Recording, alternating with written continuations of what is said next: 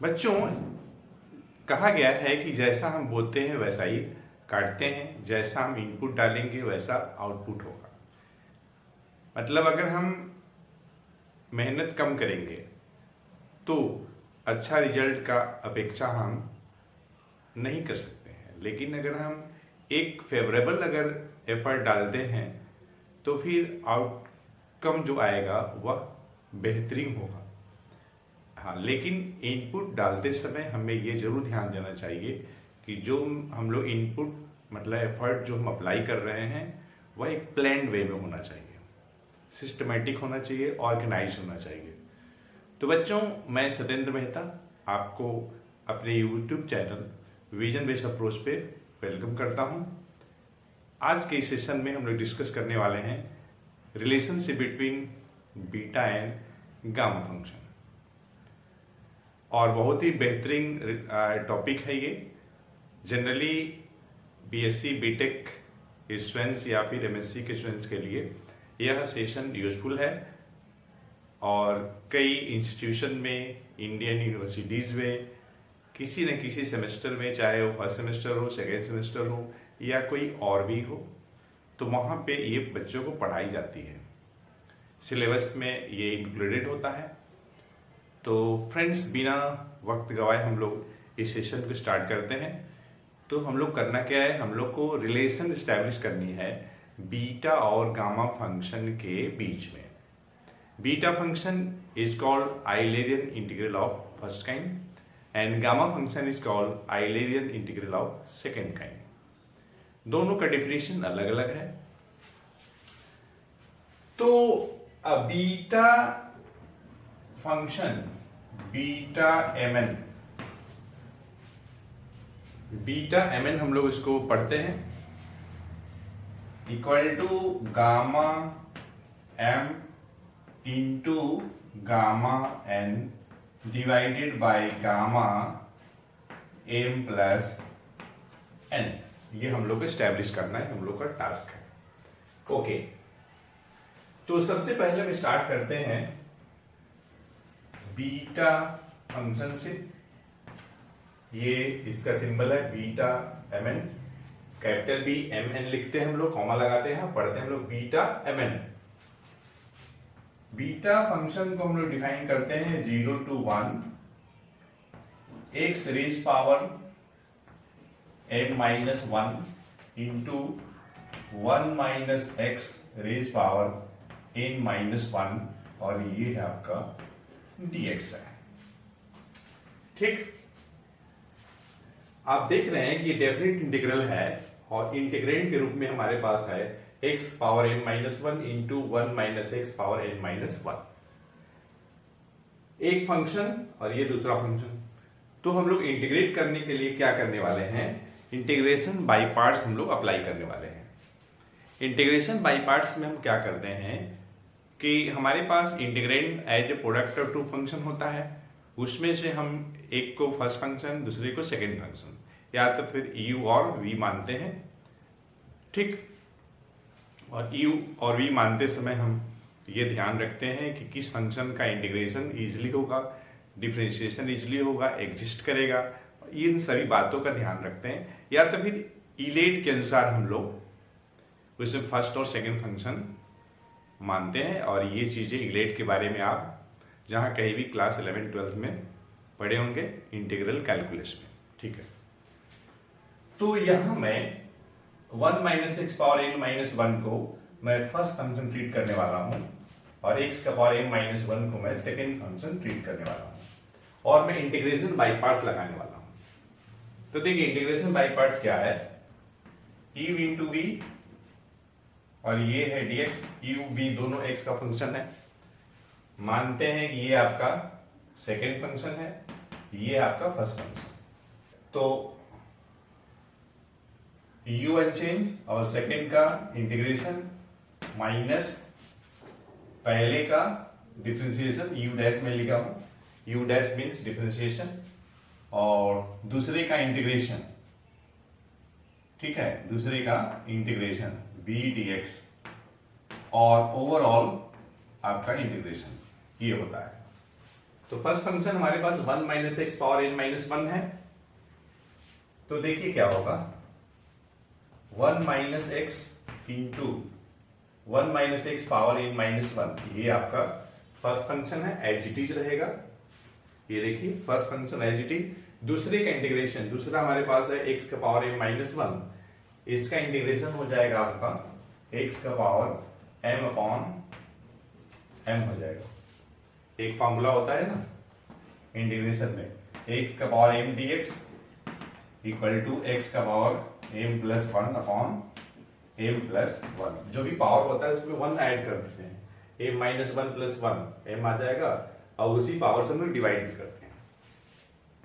और ये हो गया आपका 0 to 1 लिमिट है, माइनस पहले फंक्शन का हम लोग डिफरेंशिएशन करेंगे। तो 1 minus x power n minus 1 का डिफरेंशिएशन करेंगे हम लोग।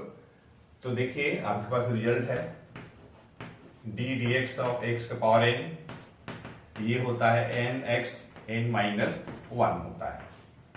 ठीक, x के जगह पे हमारा 1 माइनस एक्स है, पावर n माइनस 1 है। तो देखिए पावर है, पावर यहाँ पे आ जाएगा, x का जो पावर होगा n माइनस 1 हो जाएगा।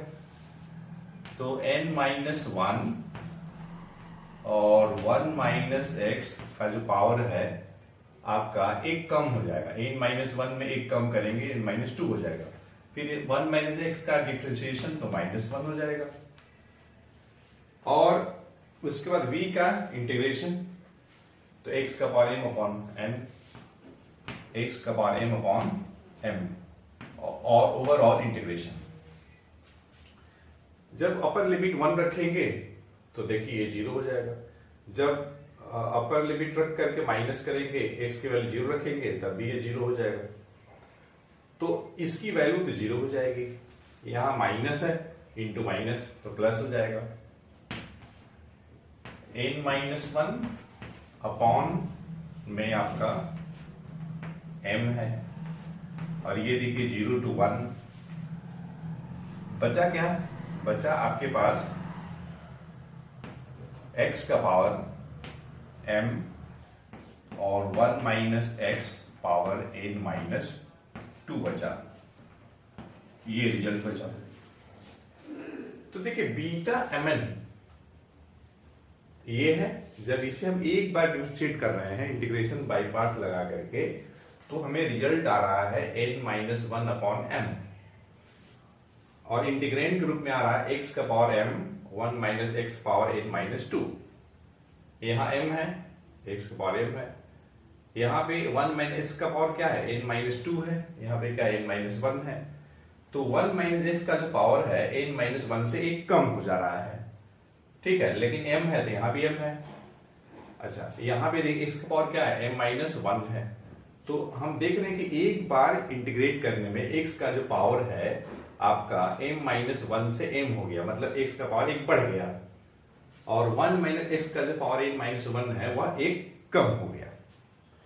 तो अगर हम इंटीग्रेशन बाय पार्ट्स को ऐसे ही अगर रिपीट करेंगे तो हमें क्या मिलेगा, हमें मिलेगा n minus 1, n minus 2, n minus 3, एक एक कम होता जाएगा, और ये ऐसे ही आ जाएगा 3 into 2 into 1 divided by m, और ये एक एक बढ़ता जाएगा।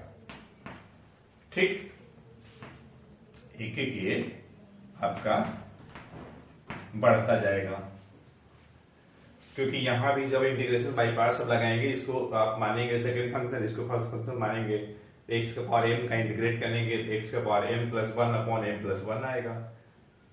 मतलब इस प्रोसेस को आपको रिपीटेडली जो है अप्लाई करना है, तो इसी टाइप से रिजल्ट कुछ आ जाएगा। और यहाँ पे आपका आ जाएगा m प्लस n, और ये आपका माइनस 1 आ जाएगा। ठीक, ये रिजल्ट है, मैं आपको फाइनल रिजल्ट बता रहा हूं।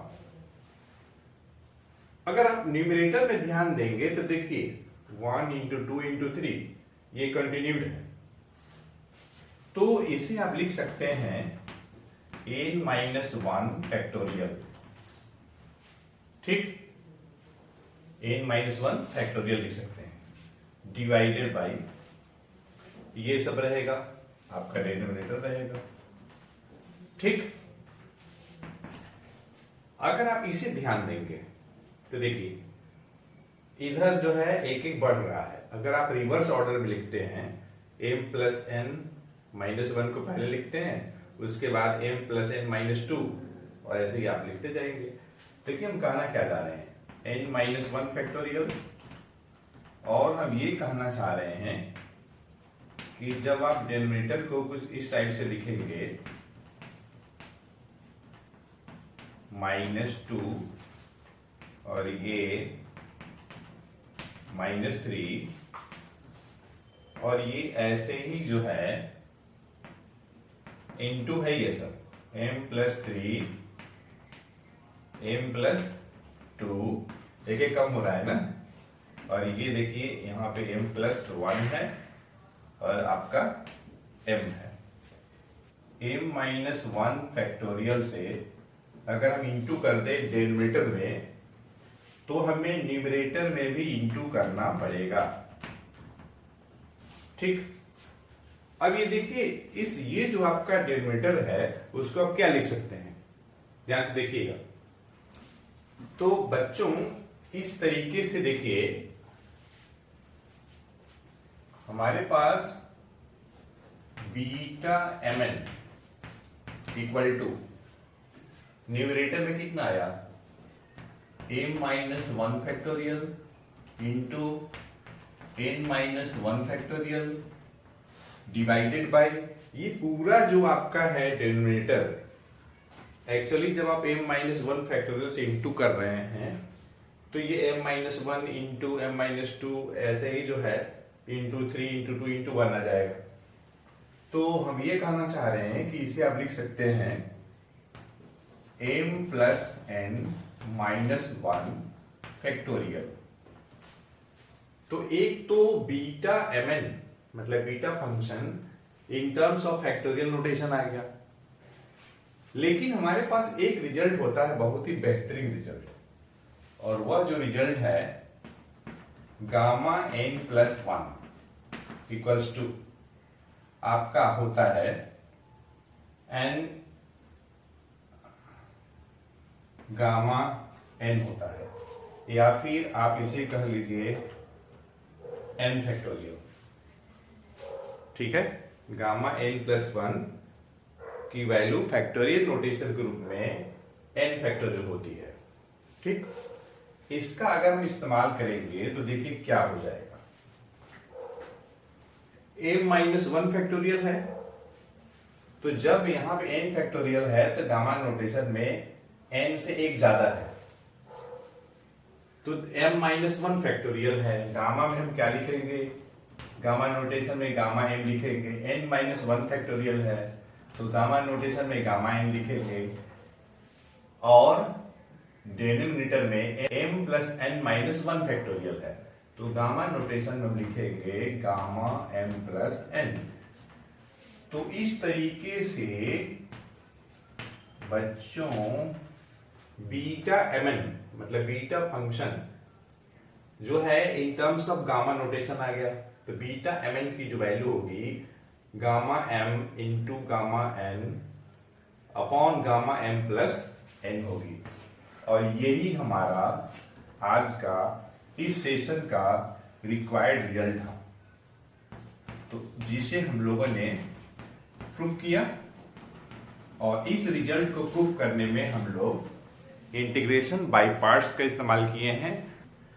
तो फ्रेंड्स इस सेशन में इतना ही। हमें उम्मीद है यह सेशन आपके लिए यूजफुल हुआ होगा।